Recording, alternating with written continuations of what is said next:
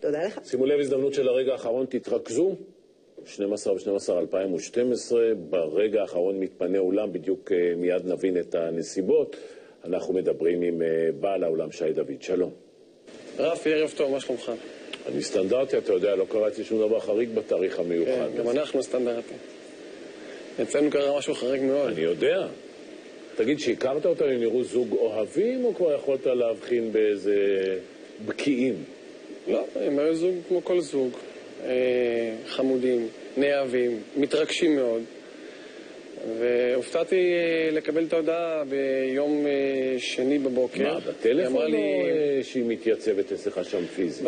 קודם כל היא צלצלה אליי, והתחילה, כמה כסף עולה כנס אם אני אמורה לבטל את האירוע ב-12/12?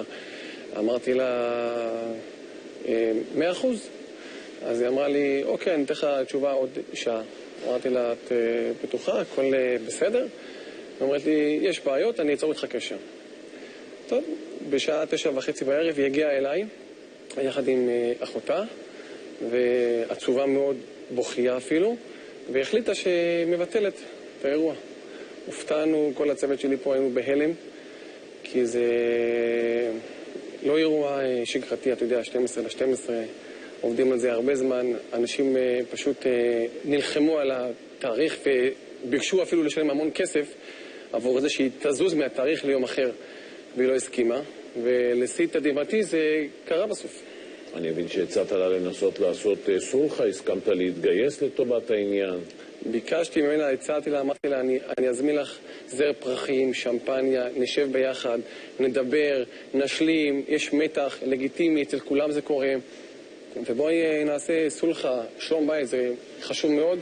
היא הייתה נחושה בדעתה, לא יודע מה קרה, לא שאלתי, לא חפרתי פנימה. ניסיתי לעשות שלום בית יותר חשוב מהכל. 19 שנה אתה בתחום, לא קרה לך שום דבר דומה, אני יכול להניח. אני בענף הזה כמעט 20 שנים, והיו לי דברים אחרים, כמו תחתן אותי תוך שבוע ימים, 4 ימים, עשיתי את זה תוך ממש צ'יק צ'ק, אבל ביטול אירוע בעוד בתאריך כזה, יום וחצי לפני אירוע, זה לא קרה לי ואני בהלם פשוט. עכשיו תן לי להבין, השעה עכשיו כמעט 5:20, עוד מעט. יש מצב עוד להרים אצלך משהו הערב? זה נראה לך ריאלי מהרגע להרגע? אם יש מישהו שהוא ספונטני, מבטיח שהוא יקבל אירוע בלתי נשכח בקליות תל אביב. אנחנו מקצוענים, יש לי פה צוות מוכן. באיזה תנאים? תן לי בתנאים הכי טובים שיש. רק כשיבוא זוג עכשיו אני אעשה לו אירוע. תגיד לי, הכי טוב, הכי משודרג שיש, אוכל הכי טעים שיש. לא, כסף, דבר אליי בכסף.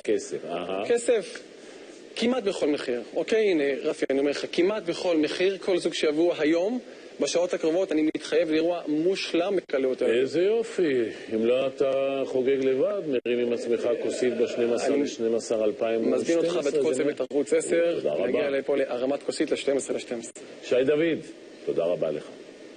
תודה רבה, רפי. מיד שדרוג בבטיחות של רכיבה על אופנוע, היצרנים טוענים, שימו לב שבדגם הזה אין מצב שתחליק או תיפול על הכביש. הוא בעיקר התפרסם במערב בזכות ג'ורג' אריסון והביטלס. הוא נחשב לגורו שלהם. בגיל 92 הלך רבי שנקר לעולמו, וזו התמונה ששידרנו בשבוע שעבר. המאבטח זיהה עצמו, התייצב אצלנו עם צרור תמונות עם דוד בן גוריון. מיד